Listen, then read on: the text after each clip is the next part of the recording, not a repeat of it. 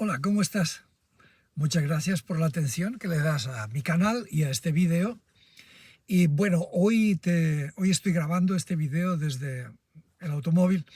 Bueno, es decir, no es el mejor estudio de grabación que uno se puede imaginar, pero es lo que hay, la verdad. Es decir, el tiempo me va escaseando notablemente, pero no quiero perder el contacto. Ya hace varias semanas que no hemos publicado nada. Bueno, el tema de hoy, vamos al grano. El tema de hoy es la rebelión de Tahuantepec en México, es en Oaxaca, en el istmo de México, hacia el sur, y ocurrió en el año 1660.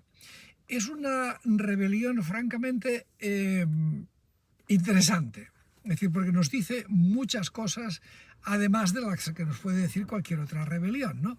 Bueno, en este caso el tema de la rebelión fue que pues un señor Juan de Avellán, que era el alcalde mayor de la zona, es decir, la máxima autoridad, pues les impuso a los indígenas un tributo realmente desmesurado, tributo en oro, no solo en oro, sino que muchas otras cosas más, es decir, en productos de las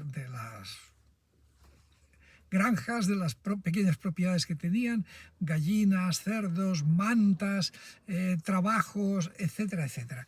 Era una cosa realmente exagerada, porque las crónicas lo que cuentan es que los indios se veían hasta obligados no solamente a dar de lo que tenían o de lo que habían producido, o sea, como una especie de impuesto a la renta, sino que tenía hasta incluso que vender propiedades suyas para poder pagar los impuestos.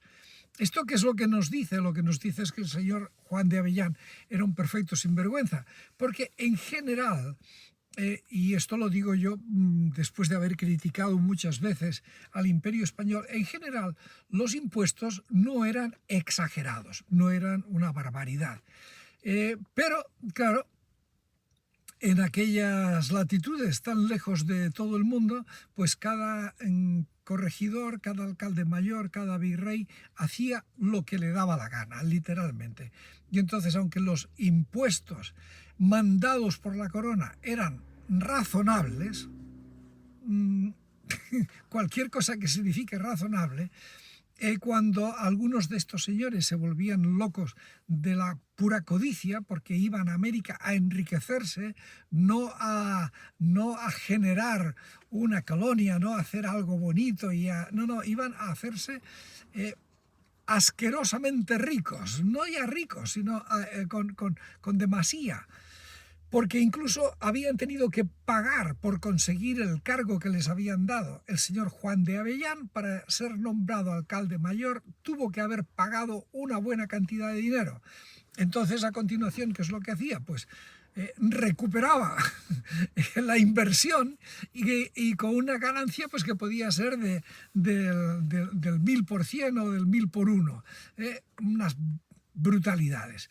Bueno, el caso es que este señor Juan de Avellán no solamente que era un sinvergüenza, sino que además pues era un tipo sin ninguna clase de escrúpulos y sin ningún miramiento de nada. Y entonces, en el colmo del abuso, pues hizo azotar a un cacique, que, ojo, como ya te he explicado otras veces, un cacique no era un indígena cualquiera, era como que dijera la máxima autoridad entre los indígenas, con el apoyo de los españoles.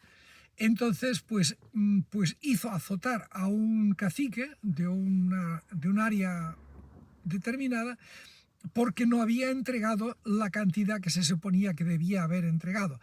Acuérdate también que te he mencionado que los caciques eran los que recogían los impuestos, para mayor crueldad todavía, es decir, tenía que ser uno de ellos mismos el que les extorsionaba para entregarles pues todo aquello a los españoles. Entonces, como este cacique no había alcanzado la cifra que le habían exigido, lo azotaron, le dieron una paliza tan brutal que murió. Y esto parece que fue la gota que colmó el vaso de la indignación de los indígenas, y esto que sucedió un 21 de marzo de 1660 ocasionó que el día siguiente, el 22 de marzo de 1660, pues una masa de indígenas completamente enfurecidos asaltaron la casa de Juan de Avillán y lo asesinaron. Y listo, y se hicieron con el control, con el poder de la región de Tehuantepec. No agredieron a ningunos otros blancos, no agredieron más españoles, no atacaron a los sacerdotes o a los religiosos, no se proclamaron rebeldes ante el rey o ante el virrey, no, simplemente dijeron pues se acabó este señor y nombraron al alcalde mayor a uno de ellos, a uno de estos indígenas, un nombre, bueno, creo que tengo el nombre por aquí, pero es lo de menos, que se llamaba Jerónimo Flores, ¿no? Bueno, pues entonces una rebelión masiva, pero sin poner en peligro la autoridad del rey ni la del virrey. Todo, podríamos decir así, había sido una explosión de ira que se había terminado organizando a los indígenas para que no fuera un tumulto fuera de control, ¿no? Bien, el 23 de mayo de 1661, poco más de un año después, un señor, ya un español, un noble español que tenía un cargo en el virreinato del Perú, ya ahí en la capital, en el centro de México, pues este señor tomó cartas en el asunto, mandó una cédula, que es bueno, un documento legal, una ley, por decir así, pues favorable a los derechos de los indígenas, pues reconociendo que, bien, pues que a Juan de Avillán había abusado de ellos y que eso no era, los impuestos que les exigían no eran justos. Claro, pues los indígenas cuando recibieron esta comunicación se sintieron muy contentos, se vieron respaldados por las autoridades y dijeron, bueno, pues esto va bien, ¿no? Fantástico.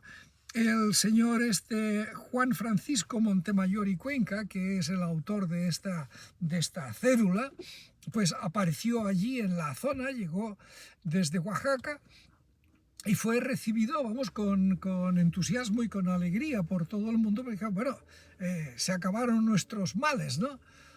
Con lo que no contaban es que, claro, para un señor de la nobleza, el que unos miserables indios se hubieran atrevido a atacar y a matar al alcalde mayor, que era un español, un blanco, esto no tenía justificación ninguna y esto podía sentar un precedente peligrosísimo.